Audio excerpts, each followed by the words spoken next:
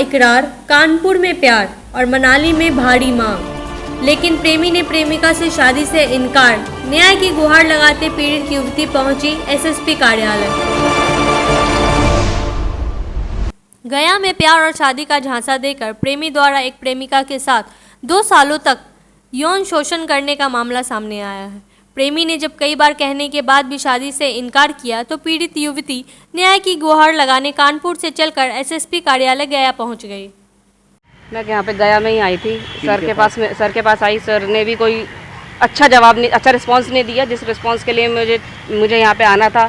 मैं तो बाहर से आई हूँ, मुझे अगर पुलिस ही प्रोटेक्शन नहीं देगी तो फिर मुझे फिर क्या फ़ायदा। क्या मिला अंदर? उन्होंने बोला कि आप परैया जाइए, परैया थाना जाइए, वहाँ पे ही होगा। मैंने बोला मैं उनके घर जाना चाहती हूँ, मुझे उनसे मिलना है, वहाँ की जनता से भी मिलना है। तो उन्होंने बोला हाँ जाइए। मेरे से अगर मेरे साथ कोई घटना घटित होती है तो इसका रिस्पॉन्सिबल कौन होगा। उन्होंने बोला कि आप थाने में जाके मिलिए पहले। थाने में क्या मतलब, एक यहाँ पे एसएसपी वो बैठते हैं, उनकी भी कोई रिस्पॉन्सिबिलिटी होती है। ज़रूरी नहीं है मेरा केस कानपुर का है तो मतलब कानपुर ही पूरी रिस्पॉन्सिबल है। रहने वाला वो बंदा तो यहाँ का है, यहाँ से मुझे धमकियाँ मिल रही हैं, उसका भाई तो यहाँ रहता है।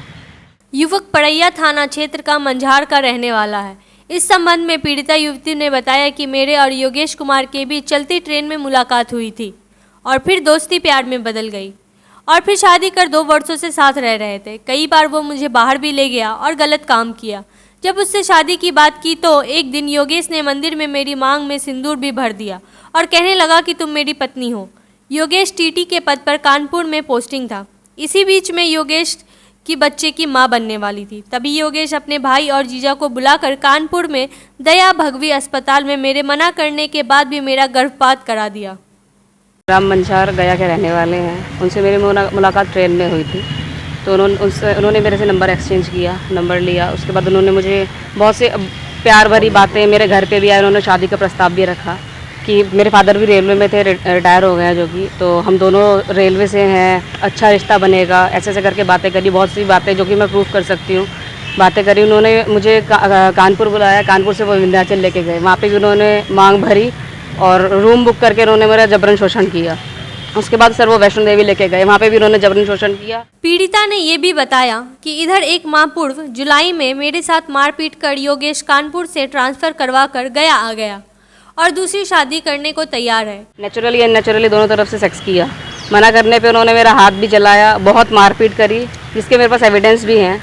और उसके बाद कानपुर में 2 साल से मुझे रख के शादी का झांसा देते हुए मना कर दिया। 17 तारीख को मुझसे बोले, 17 जुलाई, कि तुम्हें जो करना है तुम कर लो, हम तुमसे अब शादी नहीं करेंगे। मुझे 12 लाख रुपए दहेज मिल रहा है और उसका भाई मुझे फ़ोन कर करके धमकी दे रहा है अब कि तेरे अंदर रॉड डाल देंगे, हम तेरा ये कर देंगे, हम तेरा वो कर देंगे। कानपुर प्रशासन योगेश के घर गई, वहां योगेश नहीं मिला। पीड़िता महिला आज न्याय की गुहार लेकर गया एसएसपी के पास पहुंची। एक ये महिला आई हैं सुवर्णा बनर्जी करके, ये रहने वाली कानपुर की हैं और इनके पिता टीटी रेलवे में है और इनका ये कहना है कि किसी से इनकी मुलाकात हुई जो रेलवे में ही टीटी थे, वो भी ये रहने वाले यहाँ परैया के हैं और उनके साथ ज़बरदस्ती करी। ज़बरदस्ती करने का मतलब ये इसमें इन्होंने बताया है कि अपनी मर्ज़ी से गई थी और वहाँ जाके इनका जो भी रिलेशन रहा हो उसी में इन्होंने केस भी दर्ज किया है कानपुर में। कानपुर में जो केस दर्ज किया है उसमें पुलिस यहाँ आई थी, तो यहाँ की हमारी परैया थाने की पुलिस ने छानबीन करवा के उनके साथ रेड करने भी गई थी। वो सब फरार पाए गए थे। आगे की जो कानूनी कार्रवाई है वो करी जा रही है वहाँ के। उससे हम लोगों का भी जो हम लोगों को सपोर्ट देना है, हम लोग भी अपने यहाँ से सपोर्ट देंगे। युवती ने कहा कि हमें जानकारी मिली है कि वो दूसरी शादी करने वाला है। इस मामले को लेकर एसएसपी आदित्य कुमार ने बताया कि महिला के द्वारा आवेदन दिया गया है। पुलिस आरोपी की गिरफ्तारी के लिए छापेमारी कर रही है। गया से मनोज कुमार की रिपोर्ट।